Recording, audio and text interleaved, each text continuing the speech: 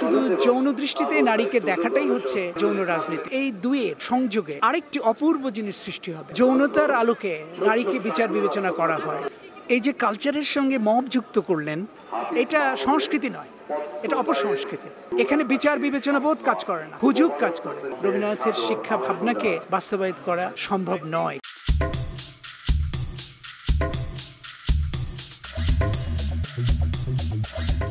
আপনি মূলত একজন কবি, কিন্তু প্রবন্ধে আপনার স্বচ্ছন্দ বিচরণ রয়েছে। আপনি নিজেকে কবি নাকি প্রাবন্ধিক হিসেবে পরিচয় দিতে স্বাচ্ছন্দ্য বোধ করেন? অবশ্যই কবি হিসেবে পরিচয় দিতে স্বাচ্ছন্দ্য বোধ করি। তার আরেকটা কারণও আছে, সেটা হলো যে আমার প্রথম বই কিন্তু কবিতার বই, যেটা প্রকাশিত হয়েছিল, এবং পরে আরও কয়েকটি কবিতার বই বেরিয়েছে। এরপরে আমি প্রবন্ধে যাই, প্রবন্ধে লেখালেখি শুরু করি।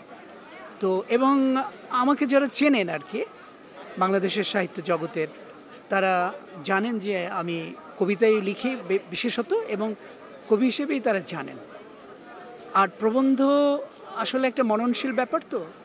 তো শিক্ষকতার সূত্রে ওই মননশীল লেখালেখির দিকেই আমার ঝোঁকটা তৈরি হয়েছিল একটা সময়, কবিতা লিখতে লিখতে, এবং আরও উচ্চতর পড়াশোনা করতে গিয়ে, গবেষণা করতে গিয়ে আমার প্রবন্ধের প্রতি একটা ঝোঁক তৈরি হয়, এবং তখন থেকেই আমি আসলে গদ্যে বিচরণ শুরু করি।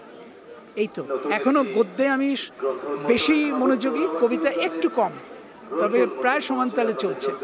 রাজনীতির সাথে যৌনতা বিষয়ক দুটি বই আপনার দেখেছি।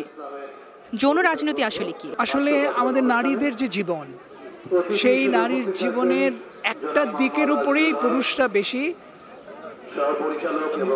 বেশি লক্ষ্য করে এবং সেদিকে নজর দেয়। সেটা হচ্ছে তার সেক্সুয়ালিটি। এই সেক্সের ব্যাপারে পুরুষদের যে একটা বিশেষ আকর্ষণ, সেটা স্বাভাবিক হলে অন্য ব্যাপার, কিন্তু বিশেষভাবে শুধু যৌন দৃষ্টিতে নারীকে দেখাটাই হচ্ছে পুরুষতান্ত্রিক দেখা, এবং সেই দেখাটাই হচ্ছে যৌন রাজনীতি। অর্থাৎ যৌনতার আলোকে নারীকে বিচার বিবেচনা করা হয়।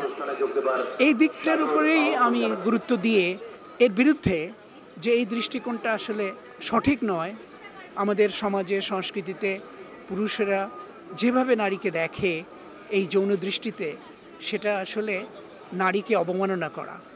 তো সেই দিকটার উপর গুরুত্ব দিয়েই আমি বই দুটো লিখেছি, এবং আমি যৌন রাজনীতি বলতে সেটাই বুঝি যে যৌনতার দৃষ্টিকোণ থেকে নারীকে বিচার করা এবং নারীর জীবনকে বিপন্ন করে তোলা।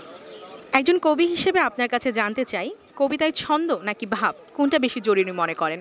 কবিতার ব্যাপারটা এমন যে ভাব এবং ছন্দের সম্মিলনেই কবিতা হয়। যদি ভাব থাকেই, কবিতাতে থাকবেই, কিন্তু ছন্দ নেই, সেটা কিন্তু মানুষের কাছে স্মরণীয় হবে না। যখন ছন্দে ওই ভাবটাকে গেঁথে ফেলেন কবি বা বেঁধে ফেলেন, তখনই কিন্তু সেই পংক্তিগুলো স্মরণীয় হয়ে ওঠে। তো কবিতার এটাই বৈশিষ্ট্য যে ছন্দও যেমন থাকবে, ভাবও তো থাকবেই। ভাব মানে আসলে বিষয়বস্তু, তো বিষয়ের কথা থাকবে, ছন্দও থাকবে, এবং এই দুইয়ের সংযোগে আরেকটি অপূর্ব জিনিস সৃষ্টি হবে। সেটা না ছন্দ, না গদ্য, না বিষয়, এই দুইয়ের মিশ্রণে একটা অভূতপূর্ব নতুন মাত্রা পেয়ে যায় যখন কোনো লেখা, তখনই সেটা কবিতা হয়ে ওঠে। কাজেই এটাকে বলা যেতে পারে যে যুগলাক্তা, আপনি বলতে পারেন দম্পতির মতো, যে একজনকে দিয়ে কখনো পূর্ণতা হয় না। তো সেরকমই কবিতায় ছন্দও থাকতে হবে, ভাবও থাকতে হবে, এবং দুইয়েরই গুরুত্ব আছে। সাম্প্রতিক সময়ে বইমেলায় মব কালচার দেখা যাচ্ছে, এই নিয়ে আপনার কি মন্তব্য? এই নিয়ে আপনার কি মতামত? এই যে কালচারের সঙ্গে মব যুক্ত করলেন, বা আমরা যুক্ত করে বলি যে মব কালচার, তার মানেটা হচ্ছে এই সংস্কৃতি কিন্তু ইতিবাচক সংস্কৃতি নয়। মব মানে হচ্ছে গণমানুষ, কিন্তু গণমানুষের চরিত্র যদি আগ্রাসী হয় এবং মানুষকে যদি বিপন্ন করে তোলে, তাহলে সেই গণমানুষের কোনো গুরুত্ব থাকে না। কিন্তু মব কালচারটা হচ্ছে এমন যে হুজুকে মেতে ওঠা।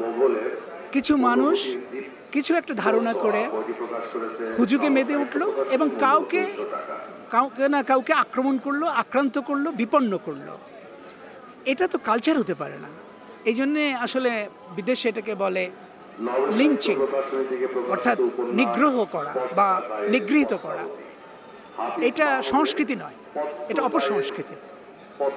সেই জন্যে আমি মনে করি যে এই মবের সঙ্গে কালচার যুক্ত না থাকাই ভালো, কারণ এটা সংস্কৃতির অংশ নয়, আমাদের সংস্কৃতির অংশ তো নয়, এটা হচ্ছে আসলে অপসংস্কৃতি।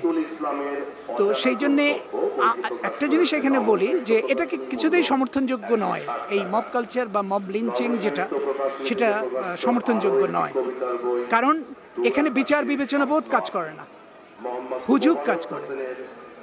কিছু মানুষ একটা জিনিস মনে করছে তো তারা একটা কিছু করবে ইচ্ছা মতো, সেই জিনিসটা করছে এবং অন্যদেরকে বিপন্ন করছে, আক্রান্ত করছে, এবং মানে জীবন নাশ হচ্ছে, ভস্য হচ্ছে আগুনে অনেক কিছু, এবং শারীরিকভাবে আক্রমণ করা হচ্ছে এবং মৃত্যুও ঘটছে, এটা আমরা দেখেছি।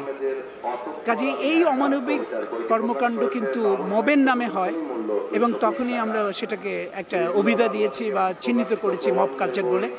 এটা কিছুতেই সমর্থনযোগ্য নয়, একজন লেখক হিসেবে তো নয়, আমি কখনোই সমর্থন করি না। রবি ঠাকুর নিয়ে আপনার একটি গবেষণা আছে, আপনি কি মনে করেন রবীন্দ্রনাথের শিক্ষা ভাবনা কি প্রতিফলিত হয় আমাদের দেশের রবীন্দ্র চর্চায়?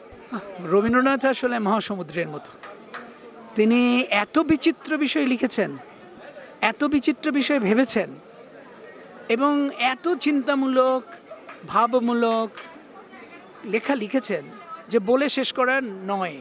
রবীন্দ্র রচনাবলী ২৬ খণ্ড, ২২ খণ্ড, ২৮ খণ্ড পর্যন্ত বেরিয়েছে, বোঝাই যায় যে সারা জীবন ধরে তিনি কত লেখালেখি করেছেন। তো এখন রবীন্দ্রনাথের উপর আমি যে কাজ করেছি, হ্যাঁ, একটা শিক্ষার উপর একটা বই আছে আমার, এবং রবীন্দ্রনাথের শিক্ষা চিন্তা বিষয়ক বই। তো রবীন্দ্রনাথের কালের যে শিক্ষা চিন্তা আর এখনকার যে শিক্ষা চিন্তা সময়ের কারণে অনেক আলাদা। আলাদা এই কারণে যে রবীন্দ্রনাথ যেভাবে প্রকৃতির সঙ্গে সম্পর্কিত করে শিক্ষার্থীদের শিক্ষা দিতে চেয়েছিলেন, সেটা কিন্তু এখনকার সময়ে সম্ভব নয়।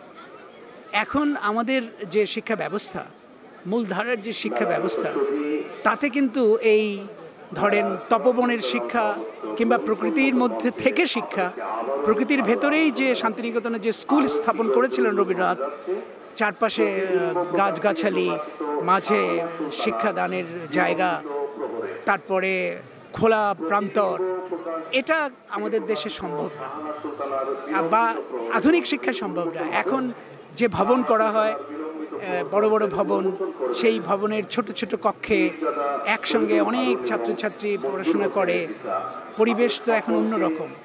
যুগের কারণে রবীন্দ্রনাথের শিক্ষা ভাবনাকে বাস্তবায়িত করা সম্ভব নয়, কিন্তু তার ভাবনাকে কিন্তু শিক্ষার মধ্যে সম্পর্কিত করা যায়, শিক্ষার মধ্যে নিয়ে আসা যায়।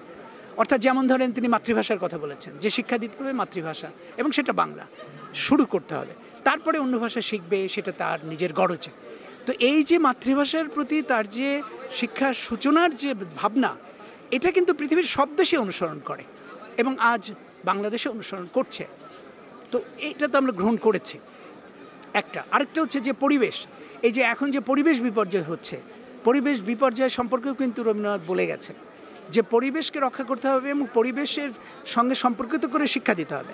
এখন ভবন আছে ঠিকই, কিন্তু তারপরেও আমরা পরিবেশের সঙ্গে তো আমাদের শিক্ষার্থীদের পরিচিত করাতে পারি এবং করাচ্ছিও। কিন্তু কোনো কোনো স্কুল কিন্তু দেখবেন যে গাছগাছালি চেনায়, তারপরে নদী চেনায়, খুব কম যদিও, কিন্তু একটা চেষ্টা কিন্তু এদের আছে। তো আমি মনে করি যে এইগুলোকে গ্রহণ করা দরকার, যে কিভাবে প্রকৃতির সঙ্গে সম্পর্কিত করা যায় আমাদের শিক্ষা ব্যবস্থাকে। রবীন্দ্রনাথের যে ভাবনা ছিল, তাহলে আমাদের শিক্ষা কিন্তু আরও সমৃদ্ধ হবে। আরেকটা জিনিস বলি, সেটা হচ্ছে রবীন্দ্রনাথ কিন্তু ছিলেন বিশ্ব নাগরিক, এবং রবীন্দ্রনাথ কিন্তু বিশ্বের সঙ্গে বাঙালিদেরকে সম্পৃক্ত করতে চেয়েছিলেন, সম্পর্কিত করতে চেয়েছিলেন। বিশ্বের যত জ্ঞান আছে, যত সাংস্কৃতিক উত্তরাধিকার আছে, যত অর্জন আছে, রবীন্দ্রনাথ কিন্তু সেগুলোকে ধারণ করতেন। এবং তিনি কিন্তু শান্তিনিকেতন স্থাপন করেছিলেন বা বিশ্বভারতী নাম দিয়েছিলেন কিন্তু ওই কারণে যে বিশ্বকে ধারণ করবে বাঙালিরা তাদের চিন্তায়, ভাবনায়, শিক্ষায়, সংস্কৃতিতে, এবং একই সঙ্গে সঙ্গে তার নিজের সংস্কৃতিও বিকশিত হবে। কারণ বিশ্বের সংস্কৃতিকে সম্পর্কিত না করলে বিশ্ব নাগরিক হওয়া যাবে না, এবং বিশ্ববোধ না থাকলে কেউ পরিপূর্ণ মানুষ হতে পারে না। তো রবীন্দ্রনাথ কিন্তু সেটা করেছেন। আমরা কিন্তু সেই বিশ্ববোধকে আমাদের শিক্ষার সঙ্গে সম্পর্কিত করতে পারি। তো আরও অনেক কিছু আছে, যেমন রবীন্দ্রনাথ পাঠ্য বইও লিখেছেন, কিন্তু সেই সমস্ত বিষয়ের চাইতেও তার যে মূল শিক্ষা ভাবনা যেগুলো আমি বললাম, সেগুলো কিন্তু সম্পর্কিত করা দরকার। তাহলে একজন মানবিক শিক্ষার্থী আমরা পাবো। শিক্ষার্থী এখন আপনি দেখবেন যে অনেক শিক্ষার্থীদের মধ্যে একটা আগ্রাসী ভাব, কেমন যেন ছটফটে, কেমন যেন রাগী রাগী একটা অনুভূতি প্রকাশ করে বসে, সেটা বন্ধুবান্ধবের সঙ্গে, বাবা মায়ের সঙ্গে, এবং অনেক অনাকাঙ্ক্ষিত ঘটনাও ঘটে। তো এই আগ্রাসী মনোভাব থেকে সরিয়ে আনতে গেলে রবীন্দ্রনাথের যে মানবিক শিক্ষার কথা তিনি বলে গেছেন, এবং আরও অন্য লেখকরা বলেছেন, তাদের সেই শিক্ষাকে কিন্তু গ্রহণ করতে হবে। করলে আমাদের শিক্ষাটা কিন্তু অনেক মানবিক হবে, সমৃদ্ধ হবে। ধন্যবাদ আপনাকে। আপনাকে অনেক ধন্যবাদ। আজকের পত্রিকাকেও আমার অসংখ্য ধন্যবাদ।